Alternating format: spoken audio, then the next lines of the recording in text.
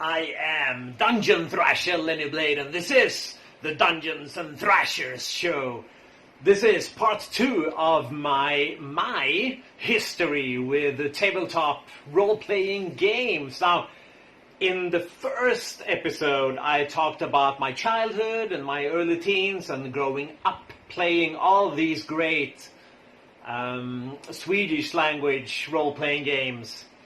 And in this episode, I will go into the English language games that we started playing later on. I will also include 2 translations, MERP into Sagan om ringen and Star Wars into Stjärnornas krig. So, anyways, as I was editing my video, I realized that I actually forgot to mention that we did play Dungeons & Dragons 2nd edition somewhere around 90, 91 maybe, and we didn't like it because we didn't understand the abstract nature of the AC. Like I remember we always said, why is it harder to hit someone that's wearing a plate armor than a robe, than someone that's wearing a robe? But that's not really what it represents, right? It represents how difficult or easy it is to harm someone, to do damage to someone wearing a certain kind of armor. And we didn't really grasp that, so, that's why we tended to lean more towards the Drakar och Demoner Expert, where it has like an absorption system, so like a leather armor absorbs 2, for example. Now, with that system, of course, it makes it impossible to actually deal damage. If you have a dagger, it's impossible to do damage to someone wearing a plate armor. So what Äventyrsspel tried to do, and I remember this, they included this silly list, this chart of weapons doing damage in accordance to what armor they were attacking. So like a dagger, for example, would deal 1d4 minus 1 if they attack a leather armor, and 1d20 minus 19 if they attack someone wearing a plate armor. It was ridiculous, it was stupid, and but that's the way they tried to handle that. So anyways, at the time we didn't really like 2nd edition, but we did play it a little bit. Another game I forgot to mention is Cyberpunk, which I did play 2 or 3 times around 1996, I would guess. So yeah, I guess that's it. So enjoy. Alright, so I would like to talk to you about MERP, which became Sagan om ringen. Let's do that one first, because we played the hell out of that game once we understood it. It's important to mention here that the Swedish language RPGs were targeted at an even younger fan base than D&D. At least in the beginning, like most Swedish game had the lower end of the age bracket as young as 8 or 9 years old, whereas D&D had probably like 11, 12 years old, even though there were younger people playing, of course, but, the intended age bracket. So we were used to, well-written and clear rules, written using very little high-end vocabulary or advanced vocabulary, but the Swedish translation of MERP was confusing, to say the least. Some parts were so directly translated that the rulebook actually referred to tables and charts that were removed in the Swedish version, and page references were wrong. And if I remember correctly, Äventyrsspel even addressed this in their house organ, Sinkadus, just to clarify the rules. Their house magazine. And just to clarify everything, because people were confused. I wasn't the only one. But finally, when we finally got it, we played it a lot. I should also mention probably here that the Swedish translation of Lord of the Rings in general, not just the role-playing game, but the book, that's a story in its own right, because there was a guy called Åke Ålmark who translated Lord of the Rings, and his versions were the only ones that were available for like 40 or 50 years or so. And Tolkien wasn't happy with the way he translated. I mean, remember that Tolkien was a professor of languages, and he wasn't really happy with Åke's translations. And Åke went on to accuse Tolkien for arson, of all things, and he also wrote another book called Middle-earth, or Tolkien and Black Magic or something, where he tried to connect Tolkien and his works to Nazism and black magic and occultism and things like that. So pretty wild stuff. So do some research about that if you're interested. So I remember playing, there was a box set called Rohan, which was absolutely awesome. So I do remember playing that, and a couple of other adventures as well.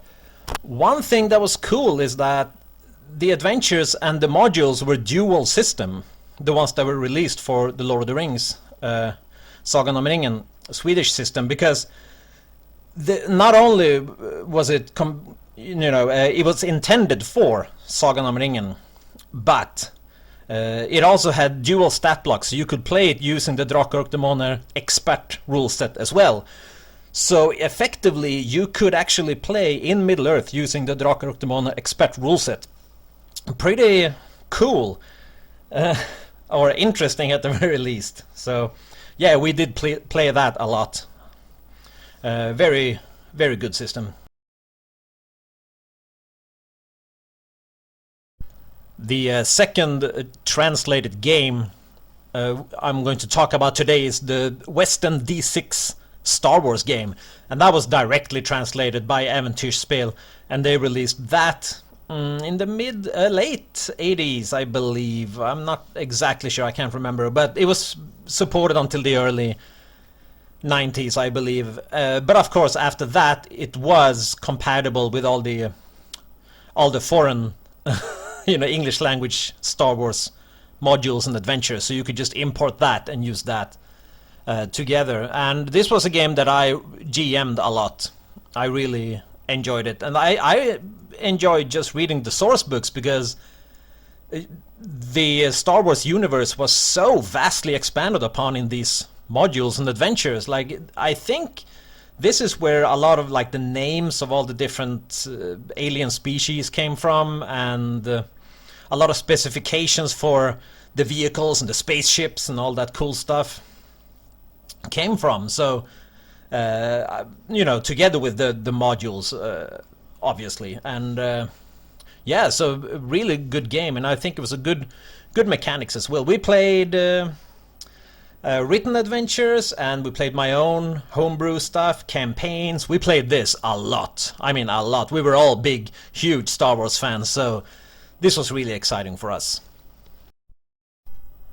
Some of the first English language role-playing games I remember playing was Rollmaster, which MERP was based on, RuneQuest, which Drakar och Demoner rule set was loosely based on, and Call of Cthulhu. So I was strictly a player in all of these games, and I never owned or ran any of them.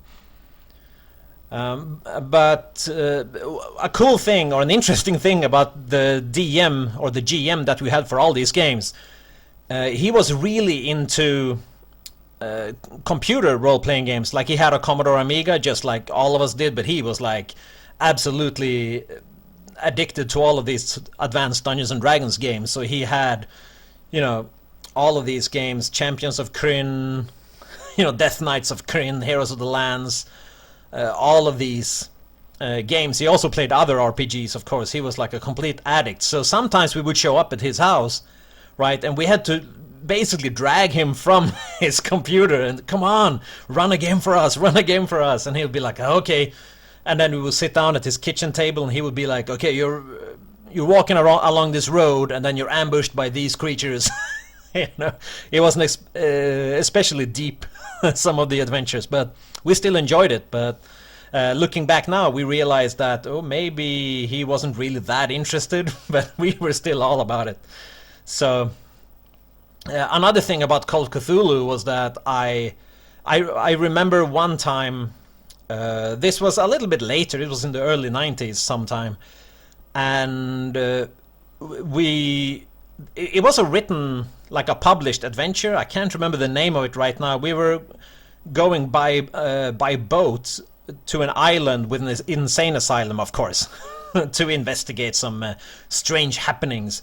And as soon as we got ashore, there was an escaped mental patient who attacked us, and I died right away. Like I got an axe to the head and died. But at that time, I was just like, screw it. I'm not gonna roll up a new character, because the New Testament at the time, which was called The Ritual, which is it's a phenomenal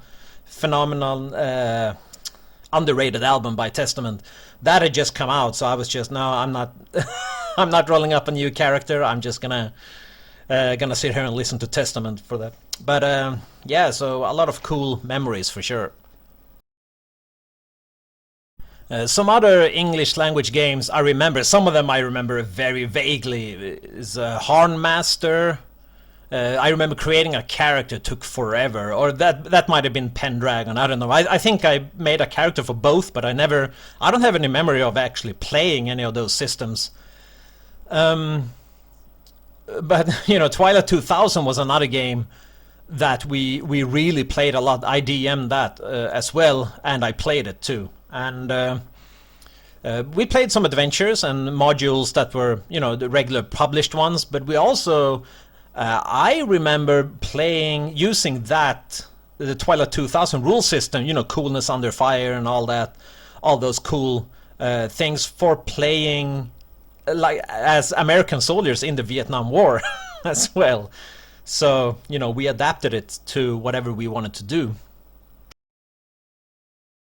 Shadowrun was a game that I DM'd or GM'd a lot as well. I even stole a picture from the rulebook to put on the back of my thrash band Incinerators shirt. People would ask me, "Oh, that's a cool back of the shirt. Who drew that picture?" I'm like, "I don't know. I stole it from a tabletop role-playing game." So that was pretty interesting. But no, I really loved reading all those books. The setting, like everything, really excited me, and I really wanted to play. I only got to play once or twice, or maybe 3 times. We had one other DM he wasn't a good friend of mine, but we had mutual friends, so I would join those games sometimes. But I DM'd my own, or GM'd, I should say. And I just enjoyed reading all those books, and that Shadowrun was the last game I gave up on. And it was the last game I played. I played it in 1998. And after that, I moved down to the south of Sweden to concentrate on my music, playing in bands and all that good stuff.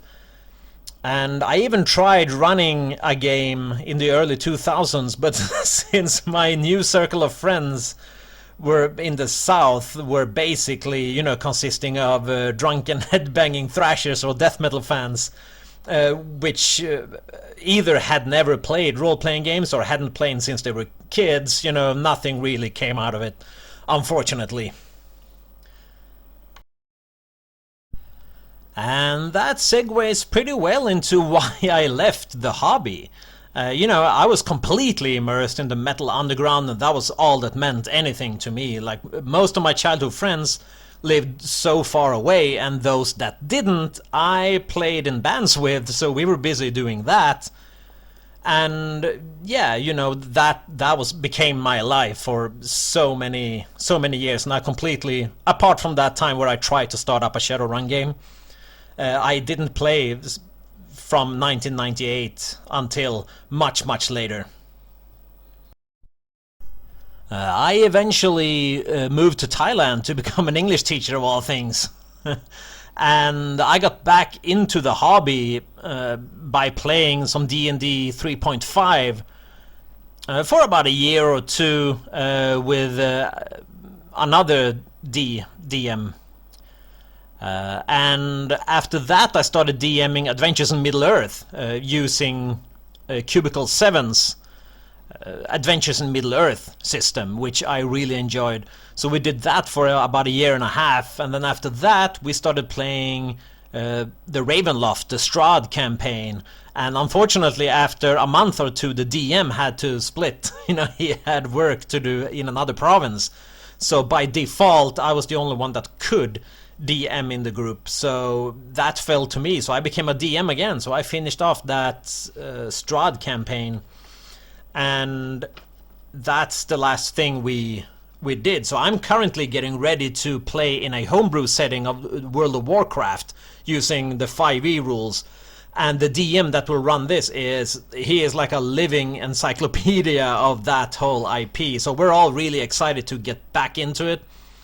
And you know, it should be truly special with that DM because of his knowledge of Azeroth and you know, the World of Warcraft setting. So that should be really cool. I will also be running, as soon as my province opens up, I will also be running a Middle-earth campaign simultaneously, a new one.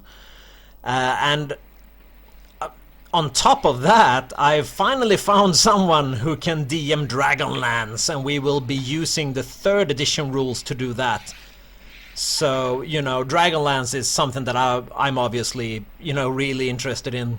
I've read the novels, I played all those computer games on the Commodore Amiga, just like my friend that was a DM back in the day. You know, Champions of Krynn, Death Knights of Krynn, Shadow Sorcerer, Dragons of Flame, Dragon Strike, Heroes of the Lands, all of that stuff. And I read the novels as well, and now finally I'll get to finally play it. You know, I have some of the source books, and I've never ran it or played it, you know, but I've read the source books, and it's a good read for sure. You know, Tracy Hickman and Margaret Wise, you know, they created something truly special, and I will finally get to experience that. So I will be having 3 games going on as soon as our province opens up, so that'll be interesting.